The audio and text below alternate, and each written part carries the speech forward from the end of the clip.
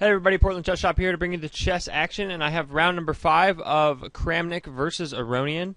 It is a match in Zurich, Switzerland. It's called the Zurich Chess Challenge, and they've been playing. They've played 4 rounds. This is the 5th. In the first one, Kramnik was white and Aronian won in a semi-Slav in which the bishop on g5 took on f6, and it's supposed to be an opening according to one of my local friends, Jason Segan, in which white never loses. It's known, it's really hard to lose with that opening. But Aronian was able to play well, make an active bishop, and win the endgame. Round 2, Aronian had white against the Kramnik. Kramnik played the Berlin Wall defense against e4, which is just like impregnable. Is that a word? It's you can't break through it. It is a wall, a moat, if you will. And Kramnik grinded it out to a draw like almost immediately. Then round 3, we saw another decisive game in which Kramnik was white and Aronian was black. Aronian created an interesting opening and went for this speculative queen for 2-piece sacrifice that was basically sound, except Aronian didn't see the most critical line, and there was just this one variation that was, I think, very difficult to see, that the computer was able to see, that was very strong and made the position very, very sharp and complicated. But Aronian played a suboptimal line in which Kramnik had the better game, so Kramnik won that game. Round 4, Aronian had white, played king pawn up 2 again. Kramnik came back with his classical Berlin Wall defense, usually just called the Berlin defense, but I call it the Berlin Wall. I know it's called that sometimes. So Kramnik just took him down insofar as grinded out a draw almost immediately. And so the Berlin Wall has been yet to be defeated. I'll be interested to see if Aronian chooses to play queen pawn up 2 in round number 6. So this is round number 5. Both the games in which Kramnik has been white have been decisive, so I am expecting to see an exciting game, just like rounds 1 and 3. I haven't seen this game yet, and they played it, I think, this morning. If you want to see the next game live, it's going to be at 4 a.m. Pacific Standard Time and 7 a.m. Eastern Time. Terrible hours, but it's played in Zurich, Switzerland. And you can find it at live.aroniankramnik.com, and they have pretty good coverage on there. So, let's jump forward. Kramnik decides to play knight f3. In the other 2 games, he played I don't know, he played d4, but he might have played e4 one game as well. I think he might have played e4 in the 3rd game. I remember I missed the beginning of the opening. So, we see it transposes to a sort of a queen pawn. I would expect to see this pawn go up 2, so we could go into some sort of a queen's gambit. We do see this go up, and we see pawn up again, so this is the Slav defense. And Aronian's actually known for playing the Queen's Gambit declined, this pawn up 1, almost exclusively. So I heard that according to some grandmaster on some video, and so I think that Aronian prepared for Kramnik, decided to play some of these Slav and semi-Slav type positions in order to try to defeat Kramnik, knowing that Anand played the semi-Slav with decisive results in the World Championships a few years ago. So Kramnik was world champion after he beat Kasparov, and then he had the title for a little while until he played Anand, and Anand beat him, winning the games with black, which is what Aronian was, I think, trying to do. So kind of interesting to think that Kramnik is easier to beat with the black pieces. At least you can get counterplay with these Slav and semi-Slav type positions. It seems to me that these grandmasters think. So this is now a semi-Slav. You get the triangle with the knight here. Basically, you have really good defense of the d5 square, and if they start to play bishop g5, then you can take this pawn, and then you can keep it with b5. So that leads to some really sharp complications. Pawn up 1 is also interesting. I like to play queen c2 and then g4, which is a pawn sacrifice that is played at the highest level, pioneered by people like Shirov and Morozevich. So we do see the bishop g5, and now we might see this pawn take, or I think in the first game we saw h6, and then there was that exchange, which was good for Aronian, so we might see it again. We do see it again, and takes, queen takes. So this is the opening that they played in the first round in which Aronian won, and Kramnik probably has something, some improvements up his sleeve. We do see pawn up, and the knight comes out. The knight is just, like, it's good to develop your knights before the bishops. That's what I tell my chess students when I teach, because, I don't know, like, a6, that's going to be way too slow. It's too vulnerable, things like that. You want this knight to be coming to this square, and so you should do it now. That's kind of my idea. It prepares e5 as a pawn break to equalize. So the bishop is played to e2. You got to complete your development. I could see both sides preparing to castle. So the queen comes back. I'm not sure if this is what happened in the first game, but this has got to be just theory. You can see that both players are playing very quickly. It makes some sense to me. Then maybe the bishop is good on e7, but maybe you want to put it on d6. It just depends. So castles and e7. So the queen has come back. He's sort of lost the tempo, but he is the bishop pair. The bishop pair is basically awesome, but you can't really use it yet because this bishop doesn't have any open lines. It's trapped within this triangle of light squared pawns because the pawns make something like a brick or a fence, as some people say. So we see the queen come to c2, pretty active on this square. It controls this pretty huge diagonal, as well as has possibilities along these files and columns and stuff. So defense across the second rank, pretty good square. We see castles and a3. So a3, he could be preparing some different possibilities, but it looks like it's a pretty good square. You know, prevents the bishop from ever coming here. And you could play c5 and b4, but that would probably be a little bit slow. So b6 is played, and this rook comes towards the center. Makes sense to me. I really like to put the rook on the same file as my queen. That's just like what I like to do. So we see Aronian's down a couple minutes. Kramnik is down a couple minutes. Aronian usually plays a little bit faster than Kramnik. Bishop e7 is played. See this long diagonal? So there's 8 squares on this diagonal, but there's only 6 on here and 6 on this diagonal. So the optimal diagonal to put your bishops on is the longest diagonal, and that's where it controls the most squares, and it can also pivot onto either of these squares to control 6 squares. So it's most versatile on the long diagonal. And you got to put it somewhere because you have to connect the rooks and finish your development. So the rook comes to here, rook comes to c1, controlling an open file. Both players are just basically preparing for the battle. The battle has not commenced yet because you want to complete your development. This move does complete his development, and then you want to open up lines. That's at least what I try to do. So the queen comes out of the way. The queen, pretty active on this diagonal. It's got a long diagonal, and it's just... You don't want your queen to get attacked. You want to get your queen off the line that this rook is on. You can see that white is better in this position, according to Crafty, up about half a pawn. So white has achieved some advantage, I think. It looks like, these 3 pieces aren't optimal. They're not, doing the best they've ever seen. They're not like stoked about this game that's about to go on. They're a little bit afraid in the corner. Just, there could be dangers lurking with these active pieces.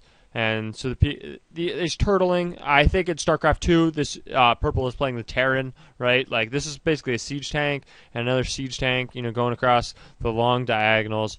And he's got some Marines just sort of defending some key squares towards the center, and is ready to defend at any moment. This player maybe has more of a Protoss to it. So we do see an exchange and another exchange, so that's going to clarify things a little bit.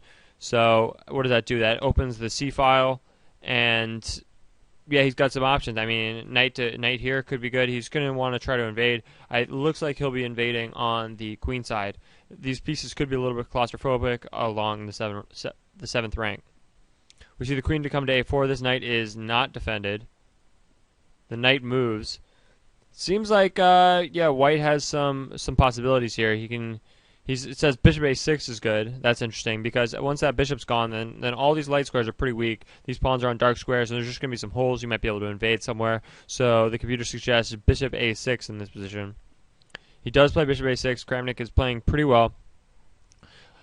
I thought that I root for Aronian because I like his more colorful play, but I do think that Kramnik is playing pretty well. I feel like he challenged Aronian to the match rather than vice versa to show that he's still in shape, that he has been world champion and he deserves it. And I think that he's done a pretty good job of preparing against Aronian, finding some good ways to play for white without giving away too many chances, and very easily coming to draws with black, which is definitely part of his strategy. So these do get exchanged, and you can see the white is up quite a lot. This queen, look at all these squares on this diagonal. It can come back and come over here. So it's got more squares than here. Most of these squares are even cut off. So this queen is mostly caught in the corner. This knight has possibilities to invade. This bishop's pretty good, but this knight could become devastating momentarily. Look at that. Knight here, threatening knight here. So this knight looks very dangerous. I am excited to see this guy go forward. So the queen moves over. The queen is now on the same file as the rook, which is kind of bad, but he's attacking this queen, so he'll probably have to move his queen first. So he might retreat his queen all the way, at least according to Crafty, and then start to invade with the minor pieces first. I think that makes sense because you want to keep the queens on the board. Basically, you want to attack with the minor pieces first and then start to invade with the queen. Like often, you set up all the minor pieces, then the queen swings across the board and gets in the right space, and boom, it's over. Like you use the queen last, but the queen is very powerful. The queen is, some sort of a GG situation. It's like it's a bomb. It's an ultralisk of sorts. Can't lose it. So, queen takes queen. That move seems to be a blunder. Okay, so Kramnik blunders and trades off the queens because the queen. I think you need the dynamic ability of it, just what I was just explaining with the queen, where you set up, you attack with the minor pieces first, then attack with the queen, and it looks like Kramnik blundered by exchanging queens. I understand, Kramnik. I think I understand the psychology here is that, as I said, I think somebody bragged that Kramnik is the best player in the world without his queen, because he's known for his technical endgames, but I don't think he has, quite the endgames that he used to, and I don't know. I remember he started to do well when he started to play some more complicated lines. He's took a break for a little while and had some really good results with some actually attacking chess, which was pretty exciting to see. That was a few years ago. So I think that he should have played more dynamically, retreated, and found a better opportunity to get a larger advantage. So it looks like he blunders. We'll see. It's just what Crafty says. It's not. The grandmasters are probably better than this computer. They'd probably beat it 1v1. So, rook takes, and then the knight comes forward, and I do like how active the knight is, but I just really wish that you had the queen. It looked like, purple didn't have as many pieces, so he's more cramped, and in situations where your opponent's cramped, you want to exchange as few minor pieces as possible. I read that in some book somewhere. Some chess coach taught me that as well. So don't exchange when your opponent's cramped, and he did exchange. So the bishop comes out. Now this knight has to retreat. Doesn't seem good. Now, actually, black, it's equal. Okay. Crafty likes black for a second. This knight retreats, and the computer likes this move, which I think is interesting. It looks like a move that a computer might not like, retreating the knight, but it looks like some sort of strategic move that could be, a move that a human would see that a computer wouldn't see. But the Crafty is not opposed to this move, so I do think that maybe it's good. Aronian's up about 16 minutes, which could become important. King comes towards the center, king comes towards the center, king comes towards the center, king comes towards the center. It's good to centralize your king, because in this position, when the queens are gone, the king is more powerful. The king is going to become an attacking piece at some point in the game, and at that moment, you're going to need the king in the center so that it can run to the king side, the queen side, etc. Stop pawns from becoming queens, because pawns turn into queens. I know I've been trying to teach people this. I don't know. I underestimated, it's not very subtle, but the pawns turn into queens. I feel like I had some sort of epiphany, and I want to teach the audience, So decides to move his pawn up one, getting it off the color of his opponent's bishop. So interesting position. There's, it's positional. It's not very tactical. I like tactical positions. I am a Najdorf player playing for sacrifices and things like that. So the rook comes down. It looks like it's pretty active on the square. I like the idea you can double up the rooks. So it looks like Aronian could be playing for the better position, but he's going to have to watch out for this knight b5 move, which could cause some serious problems attacking the bishop and maybe discoordinating the pieces. So, but we see b3 instead, and now the rook might retreat. It does retreat all the way. So he's just taking off the defense of the knight and creating, a little bit of some possibilities to attack down the c-file. Position is approximately equal. We see a4. I jumped forward. The bishop comes down here to attack the knight, attack the rook. So the rook is now attacked, and the rook moves over. Look at this. Now the pieces aren't very coordinated. This bishop is actually pretty active. It has a retreat square if it gets attacked, and it's being really annoying because now there's a pin. This knight can't move like knight here, because then the rook takes rook check is basically devastating. So he's got a pin, and tactics are awesome. At the grandmaster level especially, you can use tactics to your advantage. For example, theoretically the knight could get to this square, the e4 square, where it would influence that power on the pin and be able to win a piece. So he hasn't won a piece quite yet, but he is up 0.42, which is pretty significant. We might see him try to double the rooks. Does decide that he's going to want to double the rooks. I think we're going to see the rook attack on a1, but I haven't seen the game. I want to tell you, this is brand new to me, so pretty exciting. So rook a1, and now the bishop's going to retreat. We see that he's up about a third of a pawn at this point, Aronian, according to the computer. So the bishop retreats, and now the king comes over. It looked like the computer liked knight e1, which is, I think, kind of an unusual way to defend. Computers are known to be better at defending than humans, and so that could be a slightly better move. But the king comes over, and there could be some possibilities after rook a to c8, which is probably what he's going to play. Doesn't play it. He plays a different move. He plays a5, and a5, it looks like it's not nearly as good. He's lost most of his advantage, but I mean, these positions are pretty positional, and in positional situations like this, computers are known not to always find the exact, not to always evaluate it perfectly. So you're going to have to give them some slack, because as I said, I think that Aronian Kramnik would beat Crafty 20.14 this computer. They would take it down 1v1.